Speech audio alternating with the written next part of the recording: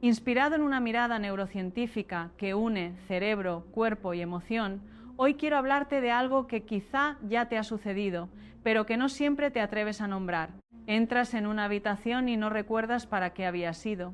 Buscas las llaves mientras las sostienes en la mano. Quieres decir el nombre de una persona querida, pero la palabra no aparece.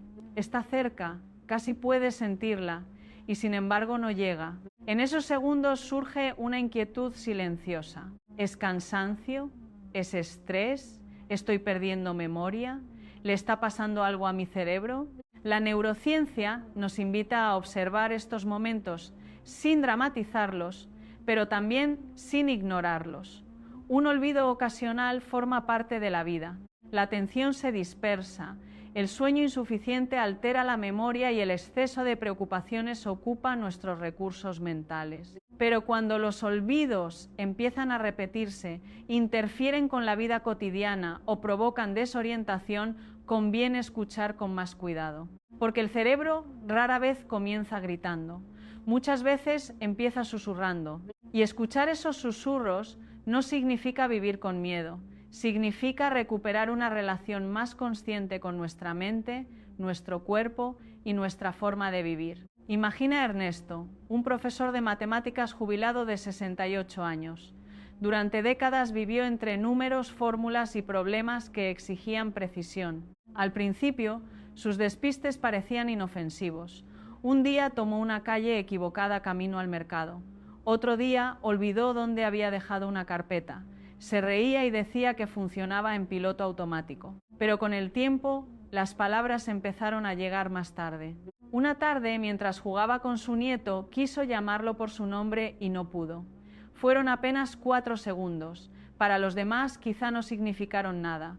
Para Ernesto fueron interminables. En esos segundos apareció una sensación difícil de explicar, como si una puerta conocida se hubiera cerrado desde dentro. Su hija lo observó. «Papá, deberías hablar con un médico», le dijo. Ernesto respondió lo que muchas personas responden: «Estoy cansado, he dormido mal, no es nada». Dormir mal, vivir bajo estrés o atravesar un duelo puede afectar seriamente la concentración y la recuperación de recuerdos. Pero también hay momentos en que el amor consiste en no minimizar lo que vemos. Consultar a un profesional no es rendirse al miedo, es convertir la incertidumbre en información.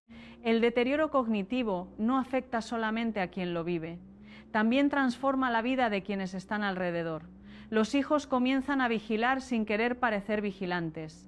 La pareja aprende a completar frases. La familia reorganiza rutinas y conversaciones. Todos intentan proteger a la persona mientras afrontan una tristeza que todavía no saben nombrar. Sin embargo, es importante decir algo con claridad. Envejecer no significa necesariamente desaparecer por dentro. El cerebro cambia con la edad. Algunas funciones se vuelven más lentas. Puede costar más recuperar una palabra. Pero lentitud no es lo mismo que pérdida inevitable. Y un olvido no es, por sí solo, un diagnóstico. Durante mucho tiempo imaginamos el cerebro como una máquina que se desgasta de manera irreversible. Hoy sabemos que esa imagen es incompleta. El cerebro es un órgano vivo. Se modifica con lo que repetimos, con lo que atendemos, con lo que aprendemos y también con la forma en que descansamos, nos movemos y nos relacionamos. La atención moldea nuestra experiencia interna. El sistema nervioso aprende de aquello que repetimos. Si vivimos durante semanas en estado de alarma, el cuerpo empieza a considerar la tensión como su paisaje habitual. Si dormimos poco, nos aislamos o dejamos de aprender, reducimos algunos estímulos que ayudan a mantener activa la mente. Pero también ocurre lo contrario. Cuando caminamos, conversamos, aprendemos una habilidad, escuchamos música o evocamos un recuerdo con presencia. Ponemos en marcha redes cerebrales que necesitan ser utilizadas para mantenerse disponibles. Aquí aparece una estructura fundamental: el hipocampo. El hipocampo participa en la formación de nuevos recuerdos y en la organización de nuestras experiencias autobiográficas. Nos ayuda a situar lo vivido en un tiempo y un lugar. Gracias a él no solo recordamos un acontecimiento, recordamos que nos ocurrió a nosotros. Esta región es sensible al estrés prolongado, al sedentarismo, al sueño deficiente y al aislamiento, pero también responde a la actividad física, al aprendizaje, a la estimulación cognitiva y a los vínculos humanos. Esto no significa que podamos controlar por completo el envejecimiento o prevenir todas las enfermedades. La neurociencia responsable no promete invulnerabilidad. Nos recuerda algo más realista. Nuestras acciones cotidianas pueden influir en la salud cerebral. Nadie elige desarrollar una demencia. Existen factores genéticos, médicos y ambientales que no dependen de la voluntad, pero entre el control absoluto y la impotencia total existe el espacio del cuidado. Y ese cuidado no siempre comienza con algo complicado. A veces empieza con una melodía. ¿Por qué una canción puede llevarte en segundos a una cocina de tu infancia? ¿Por qué una voz antigua puede hacerte recordar el olor de una casa, la luz de una tarde o una mano que ya no está? La música no entra en el cerebro por una sola puerta. Activa redes relacionadas con la audición, el movimiento, la emoción, la atención y la memoria. Por eso, incluso cuando algunas capacidades cognitivas se han debilitado, una melodía significativa puede despertar presencia. Tal vez hayas visto a una persona mayor que parecía distante y que, al escuchar una canción conocida, comenzó a mover los labios o a marcar el ritmo con los dedos. No es magia, es la profundidad con la que la música se enlaza con el cuerpo y la memoria emocional. Y aquí surge una práctica tan sencilla que solemos subestimarla: tararear. Tararear no requiere una buena voz, no exige recordar toda la letra. Solo necesita respiración, vibración y una melodía que tenga algún significado para ti. Cuando tarareas, no solo produces un sonido, también alargas la exhalación, percibes la vibración en el pecho, la garganta y el rostro, y llevas la atención hacia el cuerpo. Para un sistema nervioso acostumbrado a correr, ese minuto puede convertirse en una pequeña interrupción de la urgencia. El cuerpo no es un enemigo, sino un mensajero, y a veces una vibración suave le recuerda que no todo es peligro, que puede bajar el ritmo, que puede estar aquí. En unos momentos veremos cómo combinar esa melodía con la respiración, la postura y un recuerdo concreto. Pero antes necesitamos comprender por qué el estrés, la soledad y la vida en piloto automático pueden ir estrechando nuestro mundo interior sin que nos demos cuenta. Porque proteger la memoria no consiste solamente en ejercitar la mente, también consiste en volver a habitar la vida. Y habitar la vida significa comprender que nuestro cerebro no existe aislado dentro del cráneo. Está en conversación permanente con la respiración, el corazón, los músculos, el intestino, la postura y las personas que nos rodean. Cada experiencia que vivimos deja una huella en esa conversación. Cuando el estrés se mantiene durante demasiado tiempo, el sistema nervioso puede quedarse atrapado en un estado de vigilancia. Incluso cuando no existe un peligro inmediato, el cuerpo continúa comportándose como si algo estuviera a punto de suceder. Los hombros permanecen tensos, la respiración se vuelve superficial, el sueño pierde profundidad. La mente repasa una y otra vez las mismas preocupaciones, intentando resolverlas, aunque ya no encuentre ninguna solución nueva. Entonces aparece una paradoja. Cuanto más intentamos controlar nuestros pensamientos, más presentes parecen estar. No es falta de voluntad. Un cerebro agotado no funciona igual que un cerebro descansado. Un sistema nervioso que lleva meses defendiendo a la persona de amenazas reales o imaginadas no puede pasar de inmediato a la calma solo porque alguien le diga «deja de preocuparte». El sistema nervioso aprende de aquello que repetimos. Si cada mañana comenzamos mirando mensajes urgentes, noticias inquietantes y tareas pendientes, el organismo aprende que despertar significa entrar en alerta. Si cada noche nos acostamos repasando problemas, el cerebro empieza a asociar la cama con la vigilancia en lugar de asociarla con el descanso. Del mismo modo, cuando incorporamos pequeños momentos de pausa, respiración, movimiento y conexión, el cuerpo puede aprender algo diferente. No aprende en un día, aprende por repetición. La calma también necesita ser practicada. Pensemos en Concha, una mujer de 72 años. Durante muchos años había trabajado en una pequeña oficina. No amaba todas sus tareas, pero cada jornada hablaba con compañeros, resolvía problemas, recordaba nombres, organizaba documentos y se sentía parte de algo. Después llegó la jubilación. Poco tiempo después, sus hijos se mudaron a otras ciudades. Más tarde murió su marido. Sin darse cuenta, Concha comenzó a pasar días enteros sin mantener una conversación verdadera con nadie. Al principio decía que había encontrado paz. Por fin podía levantarse cuando quería. Nadie le pedía nada. No había horarios ni obligaciones. Pero aquella paz tenía una textura extraña. No descansaba, se apagaba. No era silencio reparador, sino ausencia de estímulos, de proyectos y de miradas compartidas. Comenzó a dejar la televisión encendida durante horas, aunque apenas prestaba atención. Comía sin sentarse a la mesa. Dormía durante el día y permanecía despierta durante la noche. Cada semana salía menos. Un día fue al médico porque sentía que su memoria había empeorado. «Tienes que hacer más cosas», le dijo él. «¿Qué cosas?», preguntó Concha. La respuesta no es tan sencilla como parece. Cuando una persona está aislada, no siempre necesita que le ordenen mantenerse ocupada. Necesita recuperar significado. No basta con llenar el tiempo. El cerebro necesita implicarse, anticipar, recordar, responder y sentirse vinculado. Una conversación auténtica obliga a escuchar, interpretar el tono del otro, organizar una respuesta, buscar palabras, recordar experiencias relacionadas y regular las emociones. Todo eso constituye un ejercicio cerebral complejo.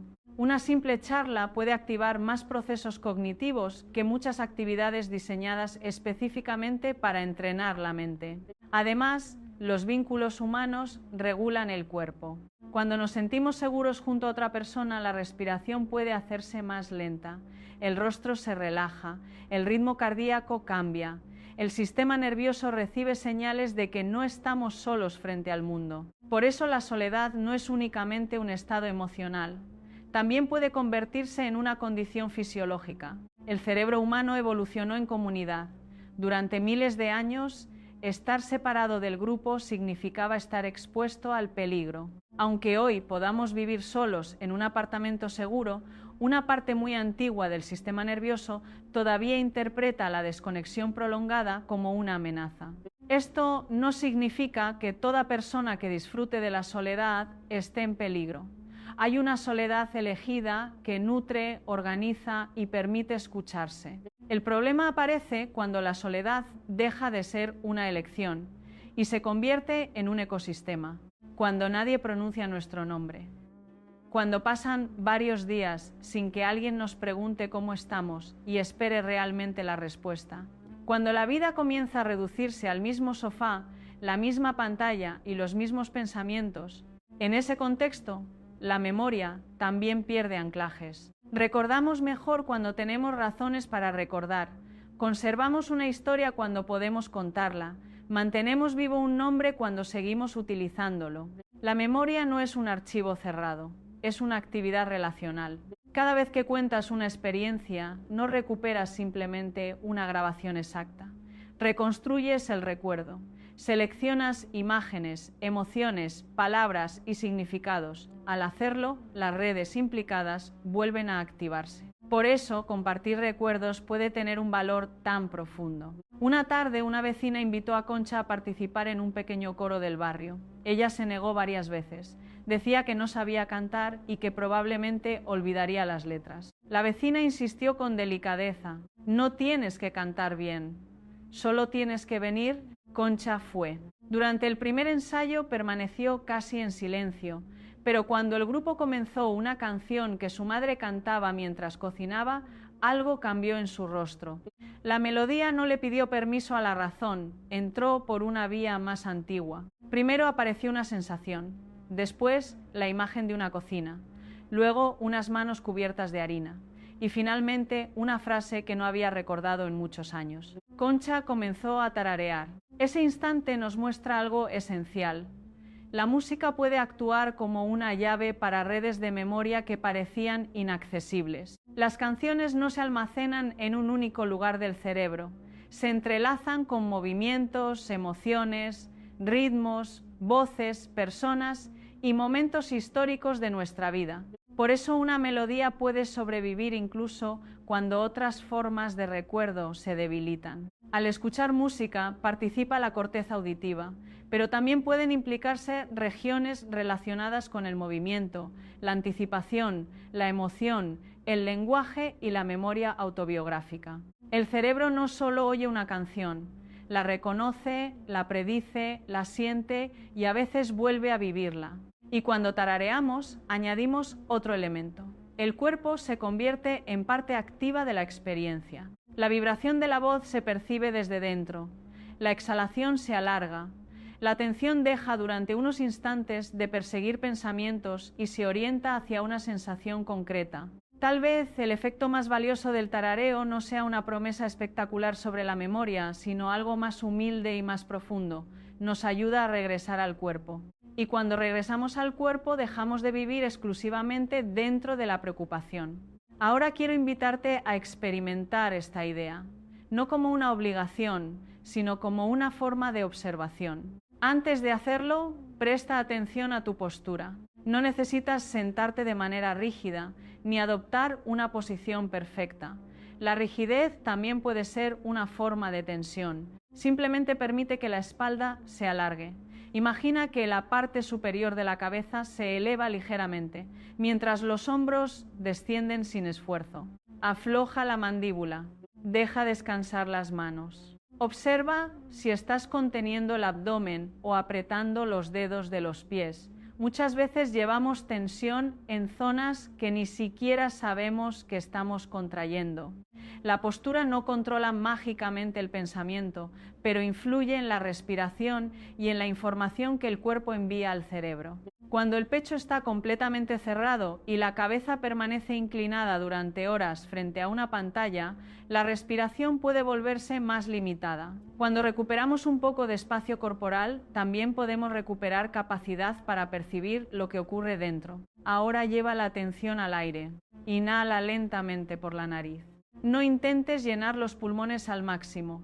Deja que el aire entre de forma cómoda. Haz una pausa breve y exhala durante un poco más de tiempo del que utilizaste para inhalar. Puedes inhalar contando mentalmente hasta 4 y exhalar contando hasta 6. No es una fórmula universal. Si te produce incomodidad, reduce los tiempos. Lo importante es que la exhalación sea tranquila, sin esfuerzo. Repítelo 3 veces. Mientras respiras, quizá notes que los pensamientos continúan apareciendo. Eso es normal. Meditar, respirar o tararear no significa dejar la mente en blanco. Significa aprender a no seguir automáticamente cada pensamiento que aparece. La atención moldea nuestra experiencia interna. Aquello a lo que volvemos una y otra vez se convierte en el paisaje dominante de la mente. Si la atención regresa siempre a la amenaza, la experiencia interna se llena de amenaza. Si aprendemos a dirigirla también hacia la respiración, los sonidos, el cuerpo y el presente, ampliamos ese paisaje. Ahora elige una melodía sencilla. Puede ser una canción de tu infancia, una melodía que escuchabas en casa de tus abuelos, una canción que sonaba cuando conociste a alguien importante. Incluso puede ser una melodía sin una historia concreta, pero que te produzca serenidad. Cierra los labios suavemente y empieza a tararearla. No necesitas cantar afinado. No estás interpretando para nadie. Percibe la vibración. ¿La sientes más en la garganta, en los labios, en la nariz o en el pecho? No busques una sensación especial. Observa la que ya existe. Mantén el tarareo durante aproximadamente 1 minuto, respirando cuando lo necesites. Tal vez aparezca un recuerdo, tal vez no. No fuerces nada. La memoria funciona mejor cuando no se siente interrogada. Todos hemos experimentado esa frustración de intentar recordar un nombre con tanta intensidad que la mente parece bloquearse todavía más. Después, cuando dejamos de buscarlo, el nombre aparece mientras lavamos los platos o caminamos por la calle. El cerebro necesita esfuerzo, pero también necesita espacio. Si surge una imagen asociada a la melodía, permite que se despliegue lentamente. Pregúntate dónde estabas, qué luz había, qué temperatura tenía el aire, ¿Quién estaba cerca? ¿Qué emoción aparece ahora en el cuerpo? Los recuerdos autobiográficos no están formados únicamente por datos, están hechos de sensaciones, contextos y vínculos. Tal vez no recuerdes la fecha exacta de una tarde, pero sí el olor de la lluvia. Quizá hayas olvidado las palabras de una conversación, pero conserves la sensación de sentirte protegido. Cuando recuperamos varios detalles sensoriales, implicamos distintas redes cerebrales. La memoria se vuelve más rica porque deja de ser una idea abstracta y vuelve a tener cuerpo. Sin embargo, también debemos recordar algo importante. No todos los recuerdos son agradables. Una canción puede despertar una pérdida, una separación o una etapa dolorosa. Si eso ocurre, no necesitas permanecer dentro del recuerdo más tiempo del que puedas sostener. Abre los ojos, mira el lugar donde estás. Siente el contacto de los pies con el suelo. Nombra 5 objetos que puedas ver. El cuidado de la memoria no debe convertirse en violencia emocional. La neurociencia nos invita a observar, pero la observación necesita seguridad. Después del tarareo puedes contar en voz alta lo que has recordado. No hace falta construir una historia perfecta. Solo describe: estaba en la cocina de mi madre. Había una ventana abierta. Era verano. Yo tendría unos 10 años. Recuerdo el sonido de los platos. Hablar en voz alta ayuda a organizar la experiencia. Debes encontrar palabras, ordenar secuencias y conectar sensaciones con significado. Cuando cuentas un recuerdo, participa en la memoria autobiográfica, el lenguaje y la atención sostenida. Pero hay algo todavía más importante. Al narrar tu vida, reconoces que esa vida te pertenece. Muchas personas mayores dejan de contar sus historias porque creen que nadie quiere escucharlas. Otras repiten los mismos recuerdos y sienten vergüenza cuando alguien les dice: eso ya lo contaste. Tal vez lo repiten porque ese recuerdo sostiene una parte fundamental de su identidad. Escuchar no significa confirmar todos los detalles como si fueran exactos. La memoria humana siempre reconstruye. Escuchar significa reconocer la emoción y la necesidad de permanecer conectado con la propia historia. Si tienes padres o abuelos, prueba a preguntarles por una canción. No les preguntes únicamente por fechas o datos. Pregunta: ¿quién cantaba esa canción contigo? ¿Dónde estabas cuando la escuchaste por primera vez? ¿Qué sentías en aquella época? Las preguntas sensoriales y emocionales pueden abrir caminos que una pregunta directa no abre. Y si eres tú quien comienza a sentir miedo por sus olvidos, procura no convertir cada despiste en una prueba contra ti. Observa patrones. ¿Olvidas más cuando has dormido mal? ¿Cuando llevas varias horas frente a una pantalla? ¿Cuando estás preocupado? ¿Cuando haces varias cosas a la vez? La memoria depende profundamente de la atención. Muchas veces no recordamos dónde dejamos las llaves porque nuestro cerebro nunca registró conscientemente el momento de dejarlas. Estábamos pensando en una conversación, respondiendo un mensaje y caminando al mismo tiempo. No se puede recuperar con claridad aquello que apenas fue codificado. Por eso, una de las prácticas más valiosas consiste en reducir la fragmentación. Cuando dejes las llaves, míralas durante un segundo y di: las llaves están sobre la mesa. Cuando tomes la medicación, detente y reconoce el acto. Cuando alguien te diga su nombre, repítelo en la conversación. Estos pequeños gestos no son señales de debilidad, son formas de ayudar a la atención a registrar la experiencia. El mundo digital nos ha acostumbrado a saltar de un estímulo a otro. Cada notificación interrumpe una secuencia mental.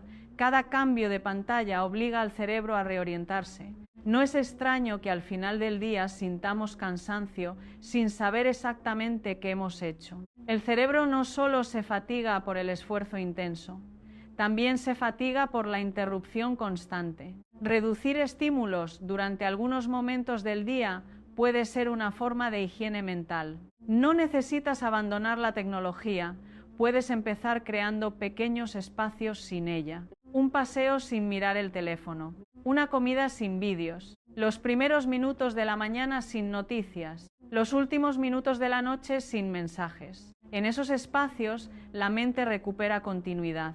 Y la continuidad es una condición importante para recordar quiénes somos. Hay otra herramienta extraordinariamente sencilla que protege esa continuidad: caminar. Caminar no es solamente trasladar el cuerpo de un lugar a otro, es una actividad rítmica que coordina respiración, equilibrio, visión, orientación espacial y movimiento. Mientras caminamos, el cerebro recibe información constante de los pies, los músculos, las articulaciones y el entorno. Debe ajustar la postura, anticipar obstáculos y actualizar nuestra posición en el espacio. Por eso, el movimiento físico y la salud cerebral están profundamente relacionados. No necesitas correr una maratón. Para muchas personas, caminar durante 20 o 30 minutos a un ritmo cómodo pero activo ya constituye un estímulo valioso. Lo importante es adaptar el movimiento a la edad, la salud y las posibilidades de cada cuerpo. Una persona con dolor crónico, problemas cardíacos o dificultades de movilidad debe recibir orientación profesional. Cuidar el cerebro nunca debe significar ignorar los límites del cuerpo. El cuerpo no es un enemigo al que hay que vencer, es un mensajero al que debemos escuchar.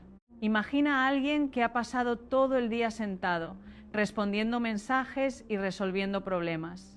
Al terminar la jornada, siente la mente saturada, pero decide seguir mirando la pantalla para descansar. El cuerpo permanece inmóvil, mientras el cerebro continúa recibiendo estímulos. Después se acuesta y se pregunta por qué no puede dormir. A veces, el sistema nervioso necesita una transición física. Caminar permite que la activación acumulada encuentre una salida. El ritmo de los pasos organiza la respiración y la mirada puede alejarse de la distancia corta de las pantallas. Cuando caminamos al aire libre, además, entramos en contacto con variaciones de luz, temperatura, sonidos y profundidad visual. No hace falta convertir el paseo en una tarea de rendimiento. Puedes caminar con una canción que tenga significado para ti. La música añade ritmo y emoción al movimiento, pero también puedes caminar algunos minutos en silencio para escuchar el entorno. Ambas experiencias pueden ser útiles. Si eliges música, presta atención a lo que despierta. Tal vez una melodía te haga caminar con más energía. Otra puede ayudarte a reducir el ritmo. Otra puede llevarte a un recuerdo. Permite que el cuerpo responda sin convertirlo en un examen. Mientras caminas, puedes practicar algo muy simple, nombrar lo que ves. Un árbol, una ventana abierta, una bicicleta apoyada contra una pared. El olor de la tierra húmeda, la sombra de una nube. Nombrar el entorno obliga a la atención a salir de los pensamientos repetitivos y orientarse hacia la realidad inmediata. No se trata de negar las preocupaciones, se trata de recordar que el mundo es más amplio que ellas. La ansiedad estrecha la atención. Cuando estamos preocupados, el cerebro busca constantemente señales relacionadas con el peligro. Dejamos de ver lo neutro, lo sencillo y lo agradable, porque toda la energía se concentra en anticipar lo que podría salir mal. Ampliar la atención es una forma de decirle al sistema nervioso: también existe esto. También existe el árbol, también existe el aire, también existe el sonido de mis pasos. También existe este momento en el que, por unos segundos, nada urgente está ocurriendo. La práctica puede parecer insignificante, pero el cerebro cambia mediante experiencias repetidas, no únicamente mediante grandes revelaciones. Después de caminar, intenta recordar 3 cosas que hayas visto. No busques objetos extraordinarios. Tal vez recuerdes una puerta roja, un perro pequeño y una mujer regando plantas. Este gesto entrena la codificación y la recuperación de información dentro de un contexto real. Además, transforma el paseo en una experiencia que deja huella. Otra forma de estimular el cerebro consiste en aprender algo nuevo.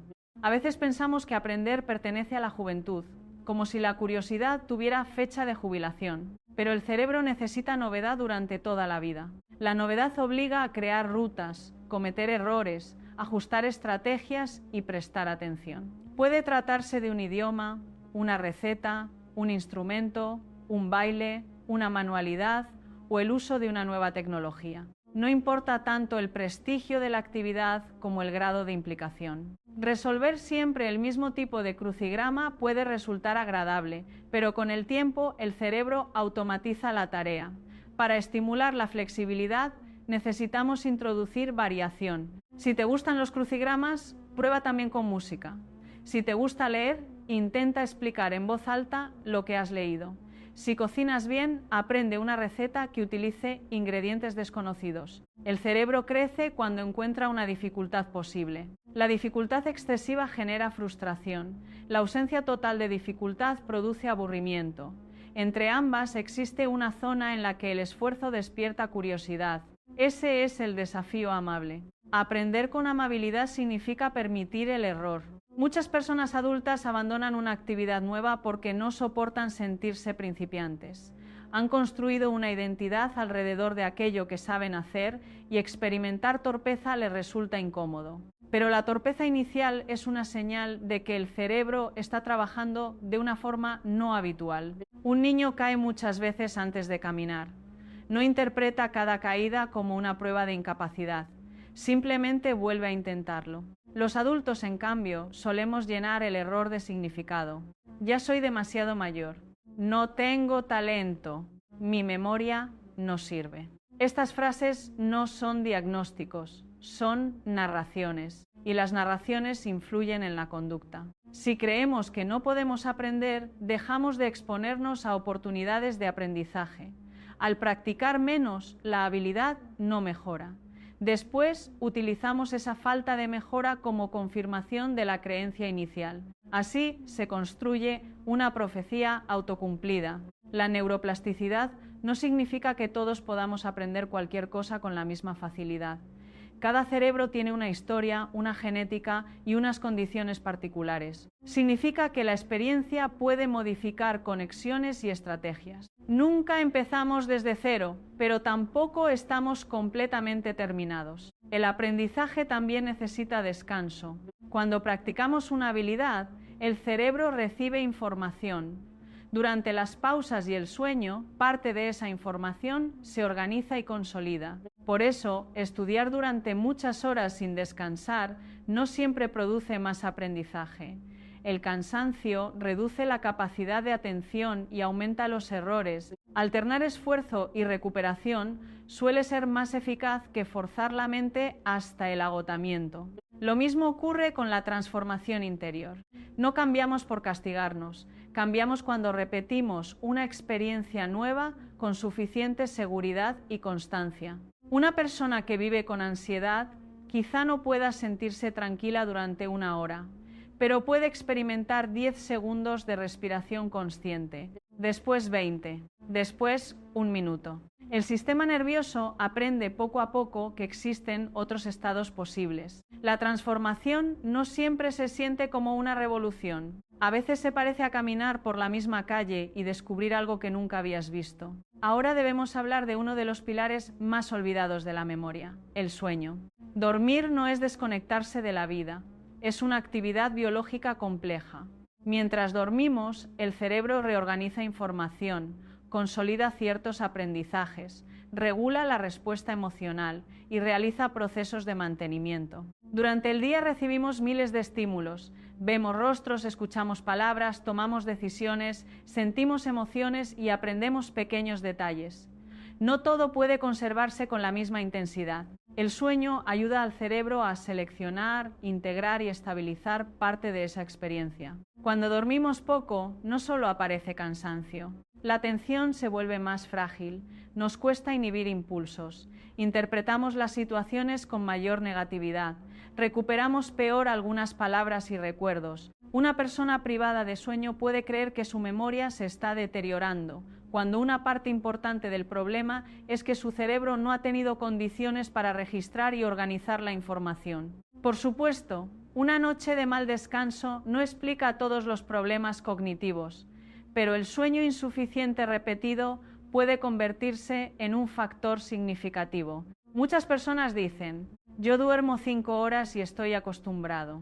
El cuerpo puede acostumbrarse a funcionar cansado, pero acostumbrarse no significa funcionar de manera óptima. Es parecido a vivir en una habitación con poca luz.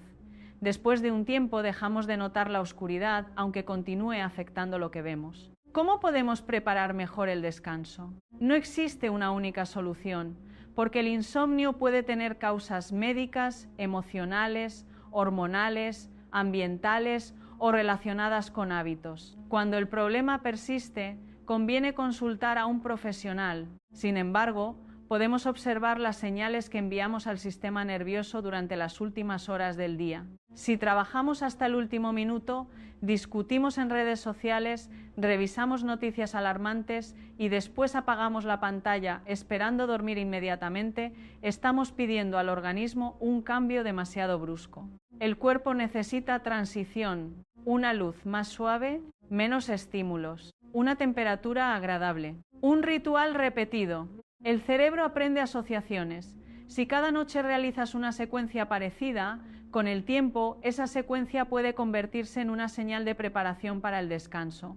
Puedes sentarte durante unos minutos, alargar la exhalación y tararear suavemente una melodía tranquila. No porque el tarareo sea una cura universal, sino porque combina respiración, vibración y atención en una experiencia simple. Cuando tarareas, la exhalación suele hacerse más larga de manera natural. Las exhalaciones lentas pueden favorecer un estado de menor activación en algunas personas. También puedes leer unas páginas en papel, escribir aquello que no quieres seguir repasando mentalmente, o simplemente permanecer en silencio. El objetivo no es obligarte a dormir. Cuanto más exigimos el sueño, más alerta podemos sentirnos. El objetivo es crear condiciones. La diferencia es importante. No puedes ordenar al cerebro que se duerma, pero puedes reducir parte de aquello que lo mantiene despierto. También importa el horario. El cuerpo posee ritmos circadianos que responden a la luz y a la regularidad. Exponerse a la luz natural durante la mañana y mantener horarios relativamente estables puede ayudar a sincronizar esos ritmos. Por la noche, la exposición intensa a pantallas y luces brillantes puede retrasar la sensación de sueño en algunas personas. No hace falta vivir de manera perfecta. La perfección genera otra forma de estrés. Se trata de reconocer patrones. ¿Qué haces antes de dormir? ¿Qué consumes? ¿Qué conversaciones mantienes? ¿A qué hora recibes por última vez luz natural? ¿Cómo se siente tu cuerpo cuando entras en la cama? A veces el insomnio contiene una emoción que no ha encontrado espacio durante el día. Hay personas que permanecen ocupadas desde que despiertan hasta que se acuestan. Mientras trabajan, cuidan de otros y resuelven tareas, no perciben claramente su tristeza o su miedo. Cuando llega la noche y desaparece el ruido externo, la emoción aparece. Entonces creen que la cama produce ansiedad, cuando quizá la cama es el primer lugar silencioso donde el cuerpo puede hablar. El cuerpo no es un enemigo, sino un mensajero. Escuchar ese mensaje no significa analizar durante horas cada sensación. Puede significar reconocer: estoy preocupado, me siento solo, hoy he sostenido demasiado. Poner palabras a una emoción puede reducir parte de su confusión. Cuando no sabemos qué sentimos, todo se convierte en una amenaza difusa. Cuando lo nombramos, la experiencia adquiere límites. Después podemos decidir si necesitamos descansar, escribir, hablar con alguien o buscar ayuda. Dormir bien también depende de cómo vivimos el día. El cuerpo necesita movimiento, la mente necesita pausas, los ojos necesitan luz natural, la emoción necesita expresión. No podemos permanecer inmóviles, estimulados y tensos durante 16 horas y esperar que un único ejercicio nocturno repare todo. La salud cerebral se construye como una conversación entre momentos. Lo que haces por la mañana influye en la noche. Lo que haces durante la noche influye en tu atención al día siguiente. Esa atención influye en cómo registras los recuerdos. Todo está conectado. También lo está la alimentación. El cerebro requiere energía y nutrientes para funcionar, pero hablar de alimentación puede convertirse fácilmente en un territorio de culpa. No existe un alimento capaz de garantizar que nunca desarrollaremos una enfermedad. Tampoco una comida aislada destruye nuestra memoria. Lo que importa es el patrón general. Una alimentación variada, con vegetales, frutas, legumbres, frutos secos, grasas saludables, proteínas adecuadas y alimentos poco procesados puede contribuir a la salud global del organismo. Los pescados grasos, las nueces y algunas semillas contienen ácidos grasos importantes para las membranas celulares. La dieta mediterránea ha sido estudiada por su relación con la salud cardiovascular y cerebral, pero la comida también es memoria y vínculo. Una receta puede conectar generaciones. Preparar un plato familiar obliga a recordar pasos, medir cantidades, coordinar movimientos y anticipar resultados. Cocinar con otra persona añade conversación y colaboración. De nuevo, vemos que una actividad cotidiana puede implicar múltiples dimensiones del cerebro. No necesitamos convertir cada comida en un tratamiento. Necesitamos recuperar conciencia, comer sentado, masticar más despacio, percibir los sabores, observar cuándo aparece el hambre y cuándo llega la saciedad. La atención también transforma la forma en que nos alimentamos. En una cultura de estímulos constantes, muchas personas comen mirando una pantalla. Al terminar, apenas recuerdan el sabor de la comida. El problema no es únicamente nutricional. Es una experiencia que no fue completamente vivida. La memoria necesita presencia, y la presencia no consiste en mantener una concentración perfecta. Consiste en regresar al plato, regresar al cuerpo, regresar a la persona que está frente a nosotros. Cada regreso es una pequeña forma de entrenamiento atencional. Entre todos los factores que influyen en la salud cerebral, existe uno que no puede reemplazarse con suplementos, aplicaciones ni ejercicios individuales: los vínculos humanos. Podemos entrenar la memoria, caminar, cuidar el sueño y aprender cosas nuevas. Pero el cerebro continúa necesitando pertenencia. No hablamos de tener cientos de contactos ni de participar constantemente en reuniones. Una persona puede estar rodeada de gente y sentirse profundamente sola. La conexión depende de la calidad de la presencia. Sentirse escuchado, poder hablar sin representar un papel, saber que alguien notaría nuestra ausencia, compartir una experiencia que no necesita ser útil ni productiva. Las conversaciones reales estimulan el cerebro porque son imprevisibles. No sabemos exactamente qué dirá el otro. Debemos adaptarnos, interpretar gestos, reconocer emociones y construir significado en común. Además, la relación con otras personas nos ayuda a regular lo que sentimos. Un niño aprende a calmarse gracias a la presencia de un adulto que lo sostiene. A lo largo de la vida seguimos utilizando formas más complejas de esa regulación compartida. Una voz tranquila puede disminuir nuestra sensación de amenaza. Una mirada comprensiva puede permitirnos sentir una emoción que a solas parecía insoportable. No somos débiles por necesitar a otros. Somos humanos. Cuando la soledad se prolonga, podemos empezar a perder la iniciativa necesaria para salir de ella. Cuanto más aislada está una persona, más difícil puede resultarle llamar, aceptar una invitación o entrar en un espacio nuevo. Por eso decir simplemente socializa más puede ser insuficiente. La persona necesita pasos pequeños y contextos seguros. Tal vez no pueda asistir a una gran reunión, pero sí tomar un café con un vecino. Quizá no quiera hablar de sus emociones, pero pueda participar en una clase de cocina. Puede unirse a un coro, un club de lectura, un grupo de paseo, un taller o una actividad comunitaria. Las actividades compartidas disminuyen la presión de tener que inventar una conversación. Existe un objeto común, una canción, un libro, una ruta, una receta. Desde ahí, el vínculo puede crecer. Concha comenzó a asistir al coro una vez por semana. Al principio hablaba poco. Después empezó a llegar antes para ayudar a colocar las sillas. Más tarde, una mujer le pidió la receta de un postre que había llevado. Sin darse cuenta, Concha volvió a tener algo que anticipar. Los martes ya no eran días vacíos. Eran el día del ensayo. Recordaba las canciones, preparaba la ropa, pensaba en lo que llevaría para compartir. La anticipación también activa el cerebro. Cuando esperamos una actividad con interés, organizamos el tiempo y construimos una representación del futuro.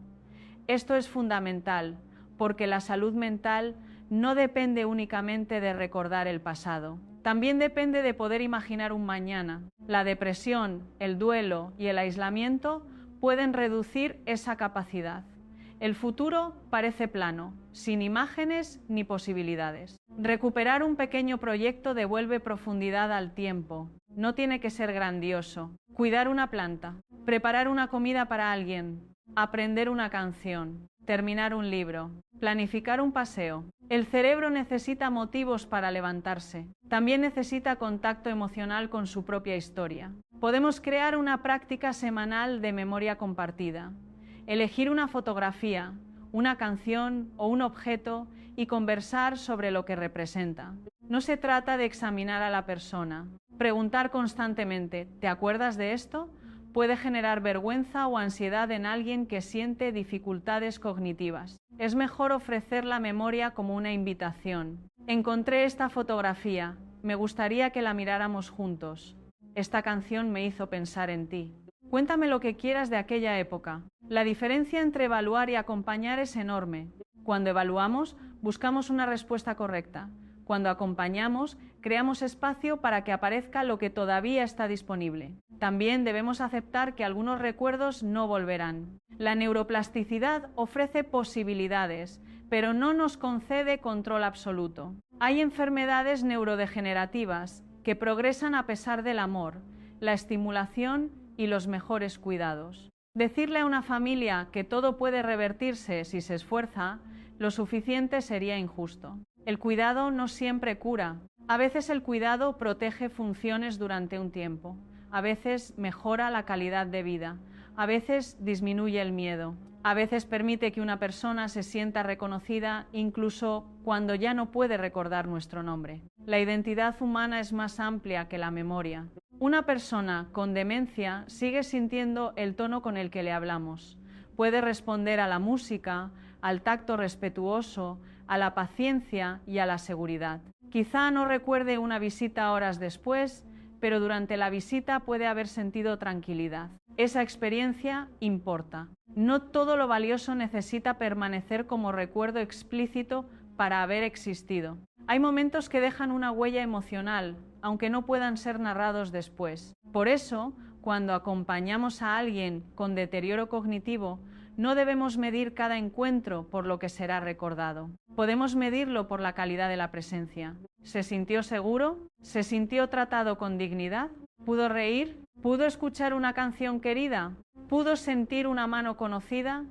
Esas preguntas cambian nuestra forma de cuidar. También cambian nuestra forma de vivir antes de que aparezca una enfermedad.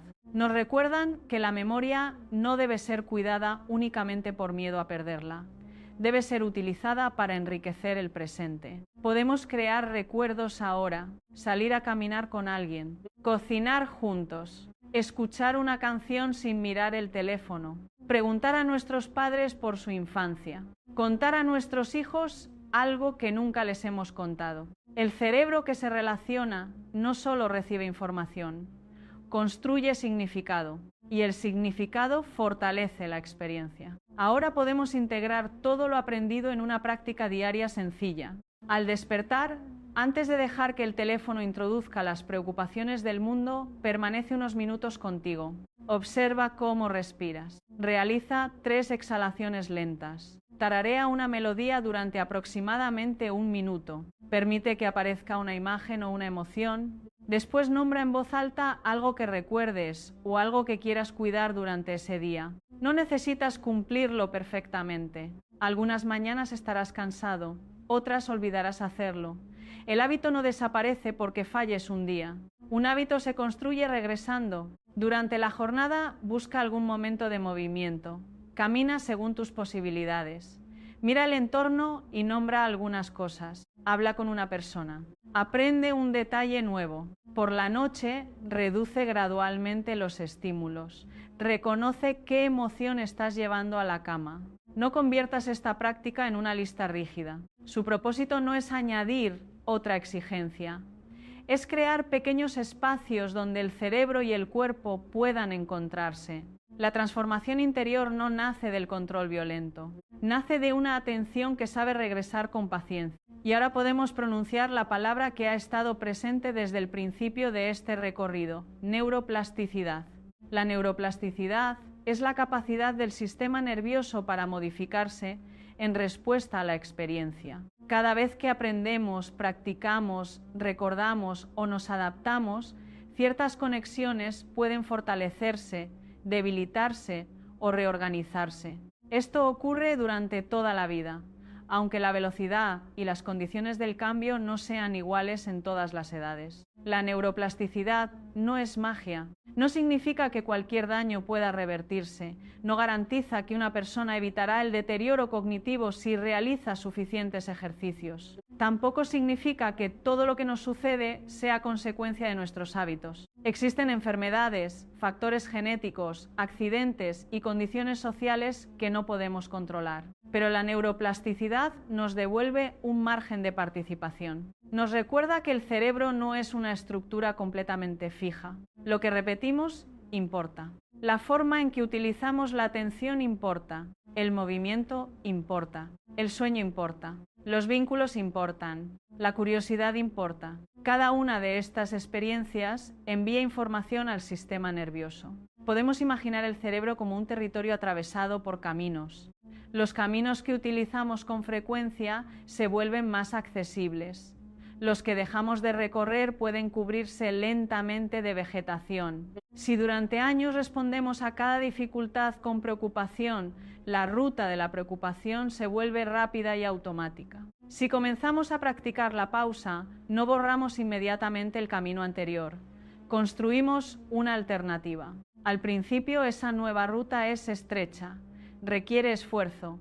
Es más fácil volver al hábito conocido, pero cada repetición la hace un poco más disponible. Eso es importante para quien vive con ansiedad. No necesitas esperar a dejar de sentir ansiedad para empezar a cambiar tu relación con ella. Puedes notar la activación y elegir una respuesta ligeramente distinta. Respirar antes de responder. Caminar antes de seguir pensando. Llamar a alguien en lugar de aislarte. Apagar la pantalla unos minutos antes. Nombrar la emoción sin convertirla en identidad. En lugar de decir soy una persona ansiosa, puedes reconocer mi sistema nervioso está aprendiendo a protegerme de esta manera. La frase no elimina el malestar, pero reduce el juicio, y cuando hay menos juicio existe más espacio para aprender. También podemos aplicar esta mirada a la memoria. En lugar de repetir mi memoria es terrible, podemos observar qué condiciones la favorecen y cuáles la perjudican. Tal vez recuerdas mejor por la mañana, tal vez necesitas escribir, tal vez la música facilita el acceso a ciertas experiencias. Tal vez el cansancio y la multitarea explican algunos olvidos. La observación transforma una condena global en información concreta.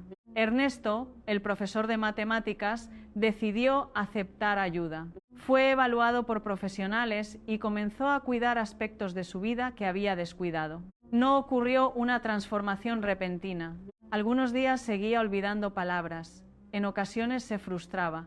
Había momentos en que el miedo regresaba, pero empezó a caminar cada mañana.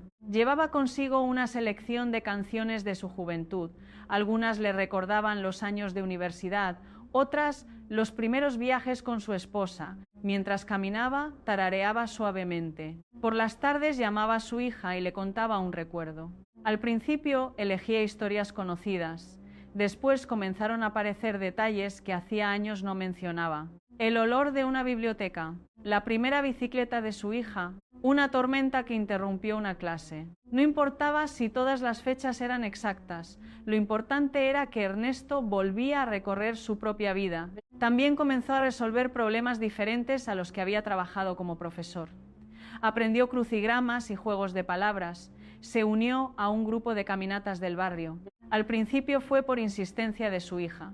Más tarde empezó a esperar con entusiasmo los encuentros. Su mundo se amplió. No podemos decir que una melodía curó su memoria. Sería una simplificación. Lo que cambió fue el conjunto de condiciones en las que su cerebro vivía. Más movimiento, más estimulación, más conversación, más regularidad, más presencia. Meses después, durante una visita, su nieto corrió hacia él. Ernesto dijo su nombre sin detenerse. El niño lo abrazó y le dijo: «Abuelo, hoy estás muy despierto». Ernesto sonrió. Quizá el niño no comprendía la complejidad de lo que estaba ocurriendo, pero reconoció algo esencial. Su abuelo estaba presente. Esa presencia es lo que tantas personas temen perder. No tememos únicamente olvidar datos. Tememos perder el hilo que conecta nuestra historia, nuestras relaciones y nuestra identidad. Por eso, cuidar el cerebro no es una obsesión por el rendimiento, es un acto de amor hacia la persona que seremos. El cerebro que cuidas hoy es el cerebro con el que atravesarás el futuro. Pero cuidar no significa vivir con miedo. No revises cada olvido como si fuera una amenaza. No conviertas la salud cerebral en otra fuente de ansiedad. La vida también necesita espontaneidad, placer y descanso. Tararea porque la música te conecta. Camina porque el cuerpo necesita movimiento. Aprende porque la curiosidad mantiene abierta la experiencia. Duerme porque mereces recuperación. Habla con otros porque no estás diseñado para sostenerlo todo en soledad. Come con atención porque tu cuerpo participa en cada pensamiento. Y consulta a un profesional cuando los cambios en la memoria sean frecuentes, progresivos o interfieran con la vida cotidiana. Pedir ayuda es una forma de cuidado, no una señal de derrota.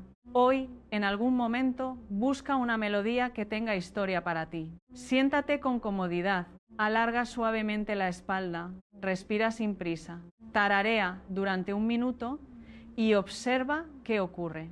Quizá aparezca una imagen, quizá aparezca una emoción, quizá no aparezca nada y solo sientas la vibración de tu propia voz.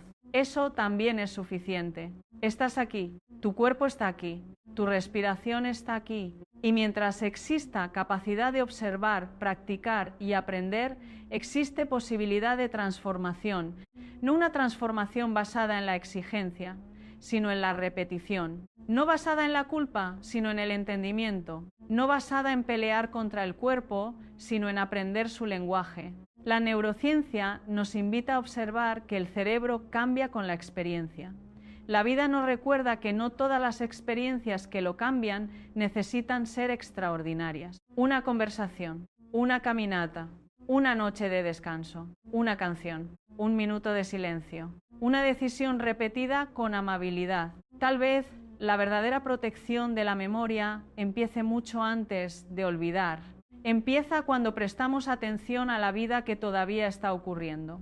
Cuando dejamos de aplazar los encuentros, cuando escuchamos las historias de quienes amamos, cuando construimos momentos dignos de ser recordados y cuando comprendemos que cambiar el cerebro no consiste en obligarlo, sino en ofrecerle una y otra vez experiencias de presencia, seguridad, movimiento, aprendizaje y vínculo. Si este vídeo te ha ayudado a mirar de otra manera tu memoria, tu cuerpo o tu forma de vivir, puedes compartir en los comentarios qué canción despierta un recuerdo importante para ti. Tal vez tu historia ayude a otra persona a recuperar la suya. Suscríbete al canal si quieres seguir explorando la relación entre cerebro, cuerpo, emociones y atención desde una perspectiva humana y accesible.